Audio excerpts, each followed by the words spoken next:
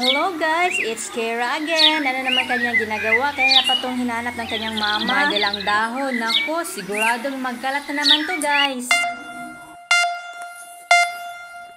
Uy, nagpakain pala sa kanyang alagang baboy. Wow! Ang sipag naman ni Kira, akala ko magkalat na naman. Oops, ingat Kira, baka kagatin ka niyan. Enjoy na enjoy siya oh. Ngayon lang kasi yan nakita ng buhay na baboy. Dati kasi, karni lang ng baboy ang kanyang nakikita. Nakakita naman siya ng mga baboy, ngunit sa TV lang, sa mga videos.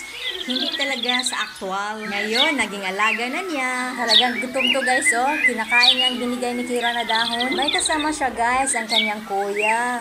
Good job mga pamangkin. Huwag kayong lumapit masyado ha. Safe naman kayo kasi nakatali yung baboy. Pero huwag nyo lang lapitan masyado. Enjoy na ang dalawa oh. Yan na ang magiging pet nila ngayon. Sige, pakainin nyo lang yan habang kumakain pa. Hindi lang yan nag-iisa guys. Marami pa dito oh.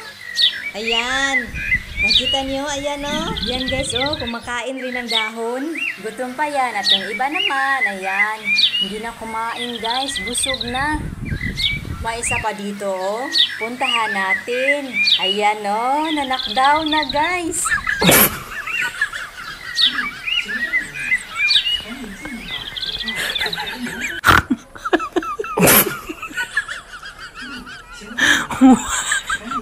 Ayan si Kira guys, hindi pa napagod sa papakain ng baboy. Grabe talaga, napaka-energetic. Maasahan ka na talaga Kira. Ang kanyang kuya, napagod na, nagsilpo na naman. Oh no!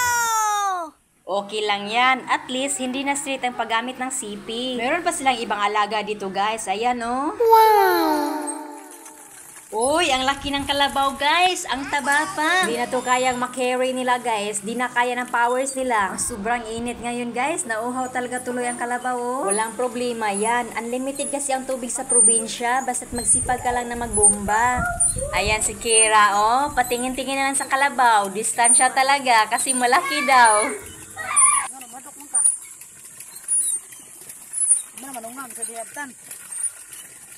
Ulam tan. Anong nilaptan? Anong nalapin na? Katakong bata. Tapos nang painumin ang kalabaw, time to work na guys! Bye-bye! Thank you for watching!